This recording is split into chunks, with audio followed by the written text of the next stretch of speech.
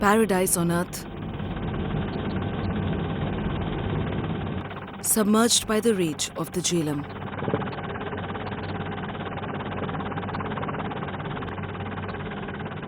Plunged into darkness, drowned by grief and suffering.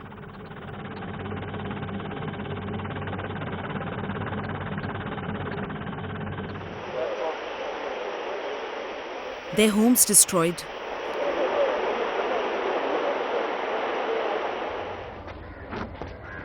their livelihoods crushed.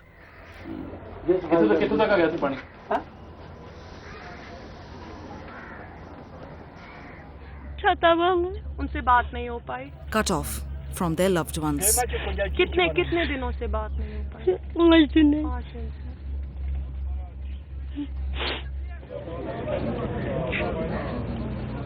The worst floods in 60 years was a bolt from the blue for Jammu and Kashmir.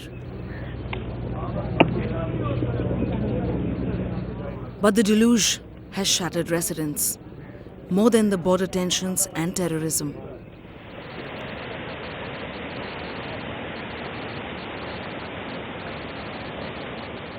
As village after village, tenement after tenement was overtaken by the furious waves, Kashmir saw its dreams getting washed away.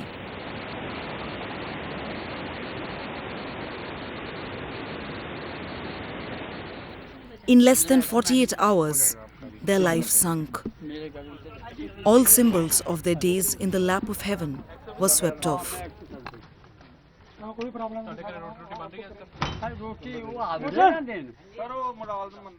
A natural calamity that snatched all that they had worked for in years.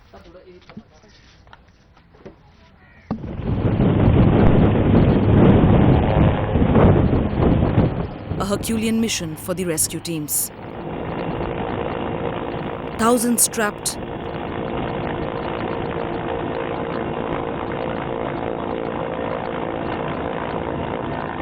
lakhs cut off from the mainland. And the armed forces had their task cut out.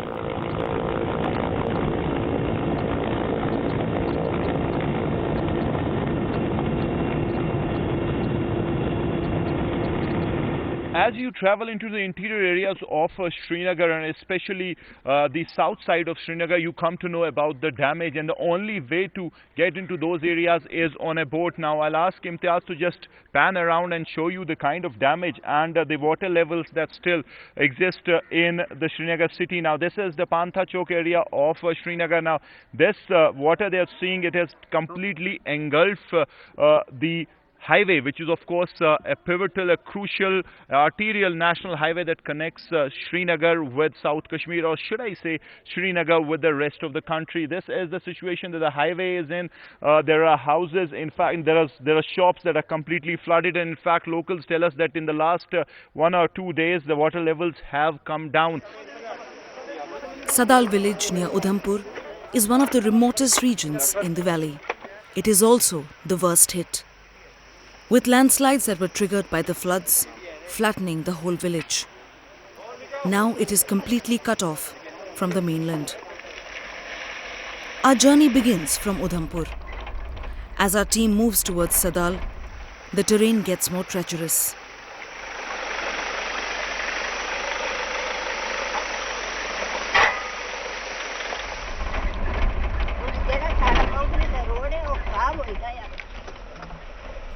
After negotiating with broken roads and tricky directions,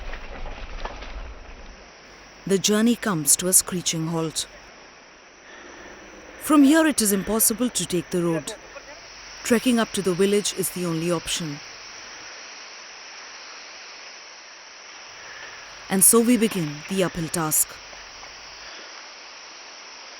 This is Sadal village in remote area of Udhampur district, and this now has been completely reduced to a huge, massive pile of rubble. On the 6th of September, in the night of 6th September, there was a landslide triggered due to incessant rains there. Took down the entire village with a massive mass of boulders and rubble, and 53 houses in this village were completely swept away. There are just a couple of them which are intact, and they are at top. 200 odd people. In fact, they were evacuated by the Indian Army that reached here 2 days later after the civil administration alerted them. And right now, what we are seeing here towards my left is the army men. They are trying to extricate 2 bodies that they have just spotted, and there's a huge boulder that is here blocking the approach to those bodies, and that is being removed here. 7 bodies have already been recovered. 2 more have been spotted, and they are also being retrieved. And after that, 30 odd bodies are still left under this massive pile of rubble. That it is going to be a painfully slow work, because it is all being done manually, as no heavy machinery can be brought here. There's no road link. Several landslides on the way have blocked the road approach. Sadal, a small village with 53 houses, has been reduced to rubble. Years of memories and dreams have all been buried. Over 40 are already dead. The remaining residents now occupy spots on the highland as the army begins the difficult task of pulling out the bodies.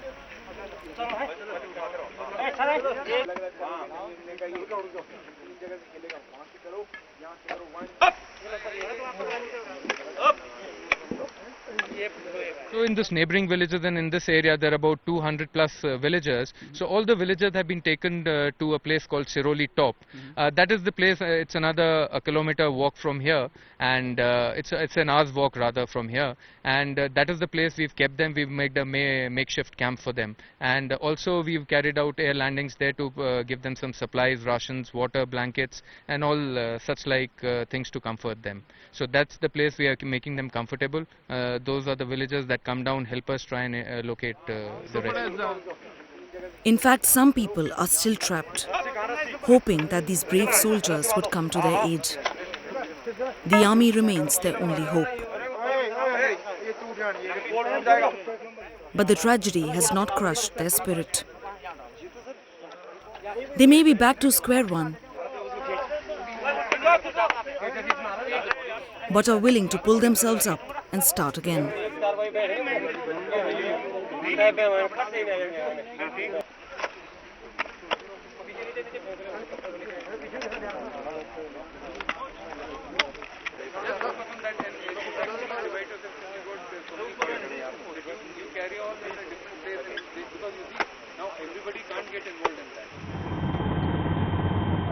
The waters from the swollen Jhelum have turned Srinagar into a giant lake.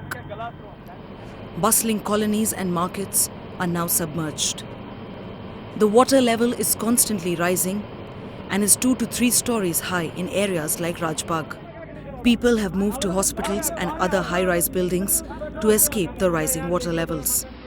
Many residents are seen wading through the large pool, trying to recollect all that is left, watching out for their loved ones. The deluge has already claimed over 200 lives.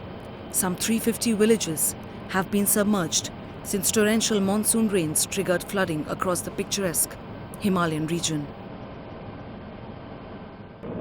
These are the raging waters of the Jhelum, and they have wreaked havoc in the Mehjur Nagar area, where the locals claim that not only has the government not managed to reach, not only has the state authorities not managed to reach, but most of the time none of the national media is also coming here. The road completely caved in front of the force of the raging waters. The auto rickshaw, vehicles, buses which were parked on the side of the road, all of them fell into the waters when 48 hours ago this river completely broke its bounds. In fact, the entire Mehjur Nagar area, if you take a look at it, 2-3 floor houses, up till their 2nd floor, they are completely submerged. The people here feel that the government hasn't been forthcoming with relief efforts, which is why they are now dependent only on a few individuals who've managed to hire a few boats and are one by one trying to get people out of their houses. The bridge in Jammu over the Tavi River, once a crucial link for the town, now stands crumbled. The flooding and torrential showers took a toll on this bridge that is now split through the centre. A look at the roads of the city, and devastation is evident everywhere. Army, Air Force, the National Disaster Response Force and the Indian Navy have undoubtedly emerged as the heroes of the rescue operations, battling the raging floodwaters round the clock to save the lives of people in the flood-ravaged Jammu and Kashmir, not caring about their lives and families, putting duty before self, vowing to continue the work till the last person is saved.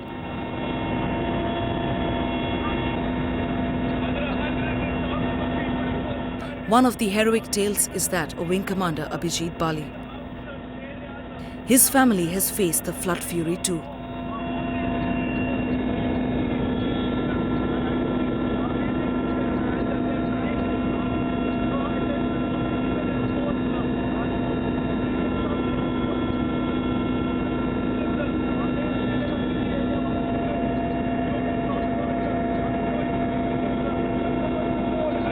My own house collapsed and I came to know that my parents are in danger. I got a chance call from my father that our house has collapsed and he's not going to make it. I am posted in Nagpur, so I flew down 2000 miles over here and I got in the helicopter. I saw my house, it was gone. I winched myself down. Luckily I saw my parents and about 15 other people in a building which was also in danger. So I swung into that building, broke open a window and went inside. Then I released the cable. I got all 15 to 20 people, got them in a boat and got them all to safety. Bali came to Srinagar to rescue his family. And after that, he walked and swam 20 kilometers back to the base. He not only rescued his family, but a few of his neighbors too. And now the brave soldier pushes ahead with his mission to rescue those stranded in different parts of the state.